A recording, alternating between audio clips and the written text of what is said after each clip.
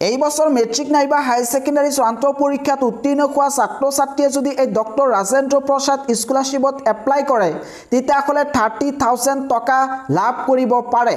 কেনেকৈ এইটো স্কলাৰশ্বিপত এপ্লাই কৰিব এই বিষয়ে এই ভিডিঅ' জৰিয়তে স্টেপ বাই স্টেপ আলোচনা কৰা হ'ব ইতিমধ্যে এইটো স্কলাৰশ্বিপৰ বিষয়ে দুটাকৈ ভিডিঅ' বনোৱা হৈছে যিসকল ছাত্ৰ ছাত্ৰীয়ে এতিয়ালৈকে সেই ভিডিঅ' দুটা চোৱা নাই চাব পাৰে লিংক এইটো ভিডিঅ'ৰ ডেসক্ৰিপচনত দিয়া আছে যদি এইটো স্কলাৰশ্বিপত এপ্লাই কৰিব বিচাৰে তেতিয়াহ'লে প্ৰথমতে গুগল নাইবা ক্ৰমত আহিব লাগিব ইয়াতে সাৰ্চ কৰিব doctor Rajendra Prasad scholarship programme 2026-27 search কৰাৰ পিছত একেবাৰে ওপৰৰ ফালে বাড্ডি ফৰ ষ্টাডি এটা ৱেবসাইট দেখিবলৈ পাব আৰু ইয়াতে লিখা আছে doctor Rajendra Prasad scholarship programme 2026-27 ইয়াতে ক্লিক কৰিব ক্লিক কৰাৰ পিছত এনেকুৱা ধৰণৰ ইন্টাৰফেস ওপেন হ'ব ইয়াতে যদি তলফালে আহে তেতিয়াহ'লে দেখিবলৈ পাব যে ইয়াতে দুটাকৈ স্কিম আছে অৰ্থাৎ যদি মেট্ৰিক উত্তীৰ্ণ ছাত্ৰ ছাত্ৰী এপ্লাই কৰিব বিচাৰে তেতিয়াহ'লে ইয়াতে ক্লিক কৰিব লাগিব আৰু যদি হাই সেকেন্ডাৰী উত্তীৰ্ণ শিক্ষাৰ্থীয়ে এপ্লাই কৰিব বিচাৰে তেতিয়াহ'লে এপ্লাই নাও ইয়াতে ক্লিক কৰি এপ্লাই কৰিব লাগিব ইয়াতে নিশ্চয় দেখিবলৈ পাইছে যে ইয়াতে এপ্লাই কৰিলে 30,000 স্কলাৰশ্বিপ লাভ কৰিব পাৰে আৰু এইটো কিন্তু 100% ৰিয়েল সত্য এটা স্কলাৰশ্বিপ যদি ছাত্ৰ ছাত্ৰী লাখ থাকে তেতিয়াহ'লে নিশ্চয় এইটো স্কলাৰশ্বিপ পাব এই স্কলাৰশ্বিপৰ লাষ্ট ডেট হৈছে 28 জুন 2026 ইয়াতে এক্সাম্পল হিচাপে দেখুৱাব বিচাৰিছো যে ক্লাছ 10th উত্তীৰ্ণ অৰ্থাৎ মেট্ৰিক উত্তীৰ্ণ শিক্ষাৰ্থীয়ে কেনেকৈ এপ্লাই কৰিব ইয়াৰ আগতে দেখুৱাব বিচাৰিছো যে এইটো স্কলাৰশ্বিপত এপ্লাই কৰিবলৈ হলে কি ডকুমেন্টস লাগিব প্ৰথমতে ৰিসেন্ট পাসপোৰ্ট সাইজ ফটোগ্ৰাফ লাগিব প্ৰুফ অফ আইডেন্টিটি ইয়াতে আধাৰ কাৰ্ড দিব পাৰে class 10th marksheet proof of admission fee receipt or fee structure annual parent income certificate bank account detail এইখিনি লাগিব এইখিনি হলে কিন্তু শিক্ষাৰ্থীয়ে এইটো স্কলাৰশ্বিপত এপ্লাই কৰিব পাৰে এপ্লাই কৰিবলৈ হলে এপ্লাই নাও ইয়াতে ক্লিক কৰিব লাগিব ক্লিক কৰাৰ পিছত এনেকুৱা ধৰণৰ এটা ইন্টাৰফেস ওপেন হ'ব ইয়াতে দেখিবলৈ পাইছে যে প্ৰথমতে ইয়াতে ৰেজিষ্টাৰ কৰিব লাগিব যদি এতিয়ালৈকে ৰেজিষ্টাৰ কৰা নাই তেতিয়াহ'লে একেবাৰে তলত আছে create an account ইয়াতে ক্লিক কৰিব ক্লিক কৰাৰ পিছত আন এটা ইন্টাৰফেস ওপেন হ'ব এনেকুৱা ধৰণৰ ইন্টাৰফেস আহিব প্ৰথমতে নিজৰ নামটো লিখিব আৰু তাৰ পিছত ইমেইল আইডি যেটো বৰ্তমান এক্টিভ হৈ আছে সেই ইমেইল আইডিটো ইয়াতে লিখিব লাগিব মোবাইল নম্বৰ লগতে পাসওয়াৰ্ড যিকোনো এটা পাসওয়াৰ্ড দিব পাৰে আৰু পাসওয়াৰ্ড কনফাৰ্ম পাসওয়াৰ্ড অৰ্থাৎ ওপৰত যেটো পাসওয়াৰ্ড দিব সেই পাসওয়াৰ্ডটো তলত লিখিব লাগিব তাৰ পিছত ইয়াতে এটা বাকচ দেখিবলৈ পাইছে এই বাকচত ৰাইট চিন দি সাইন আপ অপচনত ক্লিক কৰিলে এটা একাউন্ট ক্ৰিয়েট হৈ যাব তাৰ পিছত অলপ ব্যাক আহিব ব্যাক আহি আকৌ ইয়াতে আহিব এপ্লাই নাও ইয়াতে ক্লিক কৰিব এনেকুৱা ধৰণৰ ইন্টাৰফেস ওপেন হ'ব প্ৰথমতে নিজৰ মোবাইল নম্বৰ তাৰ পিছত পাসওয়াৰ্ড অৰ্থাৎ অলপ আগতে যেটো মোবাইল নম্বৰ আৰু পাসওয়াৰ্ড দিছিলে হেতু ইয়াতে বহুৱাই ৰিমেম্বাৰ মি ইয়াতে ক্লিক কৰি লগইন কৰিব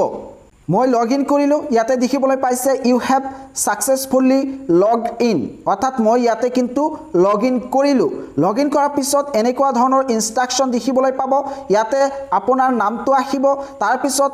স্টাৰ্ট এপ্লিকেশন ইয়াতে ক্লিক কৰিব ক্লিক কৰাৰ পিছত আন এটা ইন্টাৰফেস ওপেন হ'ব এনেকুৱা ধৰণৰ ইন্টাৰফেস আহিব ইয়াতে first name last name email ID mobile number alternative email ID WhatsApp number date of birth gender category অৰ্থাৎ যদি general ST SC OBC MOBC হয় এইবোৰ ইয়াতে ফিল আপ কৰিব তাৰ পিছত স্টুডেন্ট আধাৰ কাৰ্ড ইয়াতে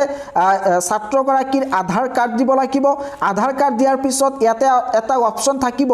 ভেৰিফাই বুলি সেই ভেৰিফাইত যদি ক্লিক কৰে তেতিয়াহ'লে আধাৰ কাৰ্ডৰ লগত যেটো নম্বৰ লিংক কৰা আছে যেটো ফোন নম্বৰ লিংক আছে সেই ফোন নম্বৰত এটা ওটিপি যাব সেই ওটিপি ইয়াতে সাবমিট কৰিলেই ভেৰিফাইড বুলি লিখা উঠিব তাৰ পিছত আপাৰ আইডি যদি শিক্ষাৰ্থীৰ আপাৰ আইডি থাকে তেতিয়াহ'লে ইয়াতে ফিল আপ কৰিব ফ্যামিলি এনুৱেল ইনকাম অৰ্থাৎ পৰিয়ালৰ যি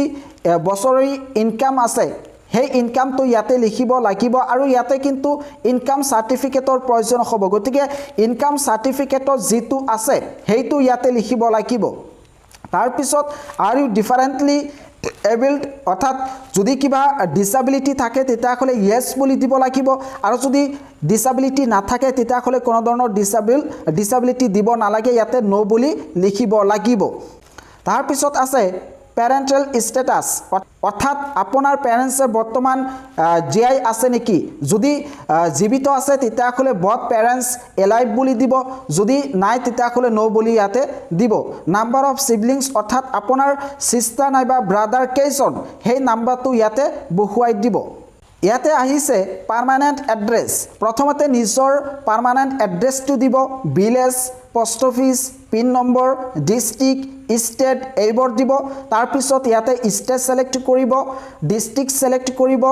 তাৰ পিছত এছপিৰেশ্যনেল ডিস্ট্ৰিক্ট এইটো নো বুলি দিলে হৈ যাব সিটি টাউন ইয়াতে সিটি টাউন নাইবা ভিলেজ অৰ্থাৎ নিজৰ গাঁৱৰ নামটো দিব পাৰে তাৰ পিছত pin number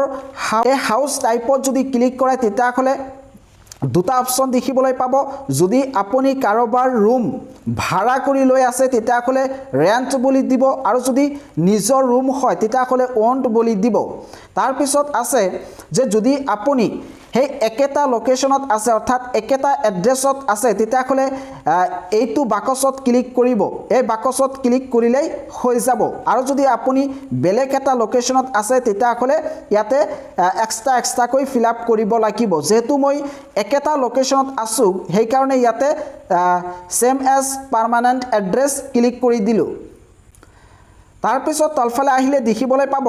save and continue ইয়াতে ক্লিক কৰিব ইয়াতে নিশ্চয় দেখিবলৈ পাইছে ষ্টুডেন্টস পাৰ্সোনেল ডিটেইলছ এইটো কমপ্লিটেড বুলি লিখা উঠিছে এতিয়া আহিছে এডুকেশনাল ডিটেইলছ যেহেতু এইটো ক্লাস 10 উত্তীৰ্ণ ছাত্ৰ ছাত্ৰীৰ কাৰণে গতিকে ইয়াতে ক্লাস 10 ৰ সম্পূৰ্ণ ডিটেইলছ দিব লাগিব ক্লাস 10 ত কি সাবজেক্ট আছিল কিমান পাৰ্সেন্টেজ আছিল কোনখন কলেজত নাইবা স্কুলত পঢ়িছে বোৰ্ড কি আছিল সম্পূৰ্ণ ডিটেইলছ কিন্তু ইয়াতে ফিল আপ কৰিব লাগিব একেবাৰে সহজ নিজে চাই ফিল আপ কৰিব লাগে জাস্ট ইয়াতে চাব আৰু ফিল আপ কৰিব এইটো ফিল আপ কৰাৰ পিছত এইটো সাবমিট কৰি দিব তাৰ পিছত আছে ফ্যামিলি মেম্বাৰ অৰ্থাৎ আপোনাৰ পৰিয়ালত কোন আছে ইয়াতে ফাদাৰৰ ডিটেইলছ দিব আৰু মাদাৰৰ ডিটেইলছ দিব আৰু তেওঁলোকৰ ফ্যামিলি ইনকাম কি তেওঁলোকৰ প্ৰফেশন কি অৰ্থাৎ কি কাম কৰে সেইখিনি সম্পূৰ্ণ ডিটেইলছ ইয়াতে দিব লাগিব ইয়াতে নিশ্চয় দেখিবলৈ পাইছে যদি ক্লিক কৰে তেতিয়াহ'লে প্ৰথমতে নাম তাৰ পিছত ফাদাৰৰ মোবাইল নম্বৰ ফাদাৰৰ ইনকাম কিমান ফাদাৰ ৰিলেশন টু কি অৰ্থাৎ ছাত্ৰগৰাকীৰ লগত কি ৰিলেশন আছে ফাদাৰে কোনটো ক্লাস লৈকে পঢ়িছে তেওঁৰ অকুপেশন কি এইখিনি ফিল আপ কৰিব এনেদৰে ইয়াতে দেখিবলৈ পাইছে ৰেকৰ্ড হ্যাজ বিন সাবমিটেড যেতিয়া সাবমিট কৰিব তেতিয়া এনেকুৱা ধৰণে লিখা উঠিব তাৰ পিছত ইয়াতে আহিব ডকুমেন্টছত যেতিয়া ক্লিক কৰিব তেতিয়া হে আগত যে কৈছো যে ফটো সিগনেচাৰ আধাৰ কাৰ্ড ইনকাম সাৰ্টিফিকেট হেইবৰ ইয়াতে কিন্তু সাবমিট কৰিব লাগিব মই ইয়াতে সম্পূৰ্ণ ফৰ্মখন ফিল আপ কৰিব বিচৰা নাই কাৰণ ফিল আপ কৰিলে এইটো সাবমিট হ'ব পাৰে মই সাবমিট কৰিব বিচৰা নাই ইয়াতে যদি ক্লিক কৰে ডকুমেন্টছত তেতিয়া ইয়াতে লিখা উঠিব যে সাবমিট ফটো অৰ্থাৎ সেই ফটো অপচনত ক্লিক কৰি ফটো ইয়াতে আপলোড কৰিব হেদৰে মাৰ্কশিট অপচন দেখিবলৈ পাব মাৰ্কশিট সাবমিট কৰিব এনেদৰে অপচনবোৰ দেখিবলৈ পাব আৰু হেতু চাই ফিল আপ কৰিব পাৰে তাৰ পিছত ৰেফাৰেন্স এই ৰেফাৰেন্স হিমান প্ৰয়োজন নাই যদি ৰেফাৰেন্স দিব বিচাৰে তেতিয়াহ'লে আসাম পিচ নিউজ 3 এই চেনেলৰ নামটো ইয়াতে ৰেফাৰেন্স হিচাপে দিব পাৰে নাইবা যিকোনো এগৰাকী টিচাৰৰ নাম নাইবা যিকোনো এগৰাকী ব্যক্তিৰ নাম ইয়াতে দিব পাৰে তাৰ পিছত ইয়াতে বেংক একাউন্ট ডিটেইলছত আহিব ইয়াতে ক্লিক কৰিলে একাউন্ট হোল্ডাৰ নেম অৰ্থাৎ শিক্ষাৰ্থীৰ নামটো লিখিব লাগিব একাউন্টৰ number IFSC code bank name branch name এইখিনি লিখি সেভ অপচনত ক্লিক কৰিব লাগিব ক্লিক কৰাৰ পিছত মোৰ এবাউট ইউৰসেল্ফ ইয়াতে যদি ক্লিক কৰে তেতিয়াহ'লে নিজৰ বিষয়ে আৰু কিবা ইয়াতে লিখিব পাৰে অৰ্থাৎ ইয়াতে 1 নম্বৰ কোৱেশ্চনত কৈছে টেল আস এবাউট ইউৰসেল্ফ এণ্ড ইউৰ ফ্যামিলি ব্যাকগ্ৰাউণ্ড অৰ্থাৎ নিজৰ বিষয় ইয়াতে ক'ব কৈছে আৰু নিজৰ ফ্যামিলিৰ কি ব্যাকগ্ৰাউণ্ড আছে সেইখিনি লিখিব কৈছে এইবোৰ যদি নাজানে জাস্ট ChatGPTত দি দিব তাৰ পৰা কপি কৰি ইয়াতে পেস্ট কৰিব পাৰে একো ডাঙৰ কথা নহয় আৰু যদি কোনোবাই বুজি নাপায় তেতিয়াহ'লে এই ভিডিঅ'ত কমেন্ট কৰি জনাই দিব পাৰে এইখিনি ফিল আপ কৰিব আৰু যদি নকৰে কোনো ধৰণৰ প্ৰবলেম নাই how do you plan to fund your education if you don't receive this scholarship যদি আপুনি এইটো স্কলাৰশ্বিপ নাপায় তেতিয়াহ'লে কি প্লান কৰিব 3 নম্বৰ কোৱেশ্চনত কৈছে are you currently receive any other scholarship or financial support ইয়াতে কোৱা হৈছে যে আপুনি কিবা বেলেগ স্কলাৰশ্বিপ পাইছে নেকি যদি পাইছে তেতিয়াহ'লে yes বুলি দিব আৰু যদি পোৱা নাই তেতিয়াহ'লে no বুলি দিব 4 নম্বৰ কোৱেশ্চনত কোৱা হৈছে how will this scholarship support your education and future goals অৰ্থাৎ এইটো স্কলাৰশ্বিপ পালে আপোনাক কেনেদৰে এডুকেশ্যন নাইবা আপোনাৰ যি ফিউচাৰ গোল আছে হেতুক সহায় কৰিব এই বিষয় লিখিব পাৰে যে এইটো যদি স্কলাৰশ্বিপ মই পাও তেতিয়াহ'লে মই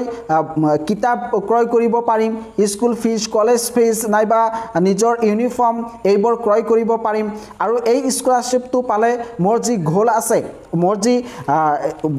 গোল আছে হে গোলত উপনীত হ'ব পাৰিম এনেদৰে লিখিব পাৰে 5 নম্বৰত কোৱা হৈছে why are you applying for the Dr. Rajendra Prasad scholarship program ইয়াতে লিখিব পাৰে যে ডক্টৰ ৰাজেন্দ্ৰ প্ৰসাদ স্কলাৰশ্বিপ এটা ভাল স্কলাৰশ্বিপ ট্ৰাষ্টেড স্কলাৰশ্বিপ আৰু এইটো যদি মই পাও তেতিয়াহ'লে